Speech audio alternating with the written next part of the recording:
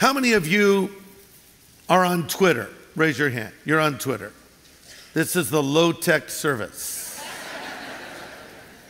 So what is Twitter? It's sort of like a micro-blog. One of the challenges of tweeting is you're limited to 140 characters, so whatever you say, you have to say it short and sweet. And if you are on Twitter and other people read your tweets, they're called followers. And the top Twitterers are number one. Who do you think? Katy Perry. Number two, Justin Bieber. 50 million followers on Twitter. Number three, the President of the United States, Barack Obama, beat by Katy Perry and Justin Bieber.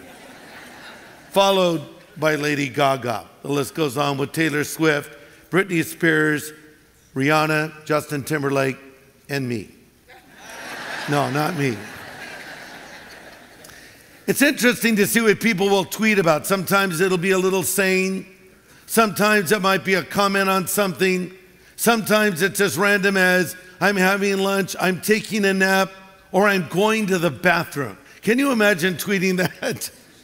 Levi Lusko did once. Well, actually, he didn't do it, I did it. See, he did go to the bathroom. That part was true. He made the mistake of leaving his phone on the table. So I tweeted under his name, I just went to the bathroom. He came back and checked, realized what I'd done. One guy tweets back, too much information, bro. So if you tweet, you have followers, right? Then there's Facebook.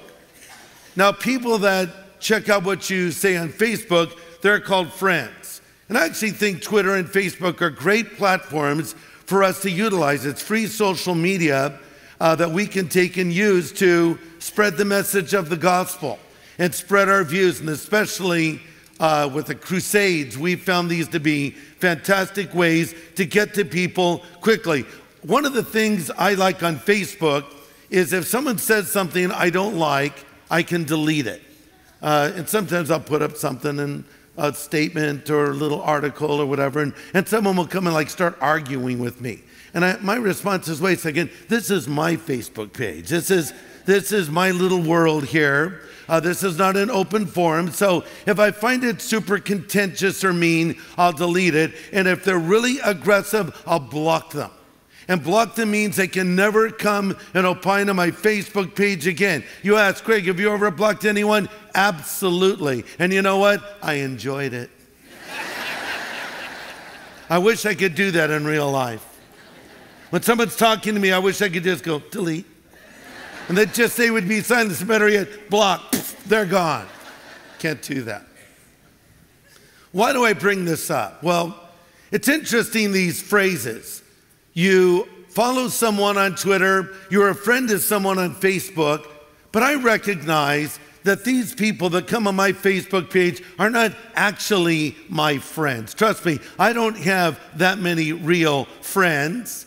And I recognize someone that reads my tweets in response or retweets it, it's not really my follower, but I think Jesus Christ has a lot of followers and friends that are more like people on Twitter and Facebook than they ought to be in real life. You know, they sort of admire him.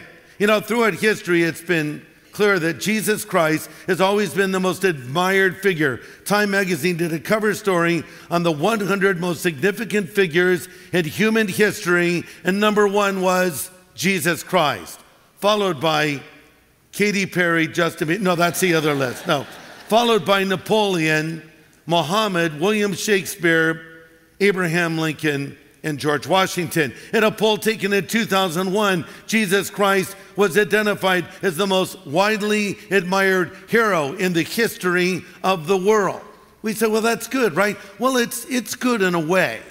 We admire him. We think good thoughts about him. But listen, Jesus did not say, admire me. Jesus said, follow me. That's why I called this message, follow me, because those are the words of Christ himself. At the end of the Sermon on the Mount in Matthew 7, Jesus said, many will come in that final day and saying, Lord, Lord, did we not prophesy in your name? And in your name did we not cast out demons and do wonders in your name? And then he says, and I will say firmly, I never knew you, you who practice lawlessness. Jesus is saying, look, there's a lot of people that will state my name, but do they really know me? And then he went on in the Sermon on the Mount to point out that the wise man or the wise woman is not just the one who hears the word of God, but they're the one who hears the word of God and does it. And I feel that there's a lot of people today that say they are Christians that really are not Christians. They're more like Facebook friends or Twitter followers. They don't have a genuine commitment. They don't really even know what it means to follow Christ. Now let me take a quick poll. How many of you right now are a follower of Jesus Christ? Raise up your hand. Okay, that's good.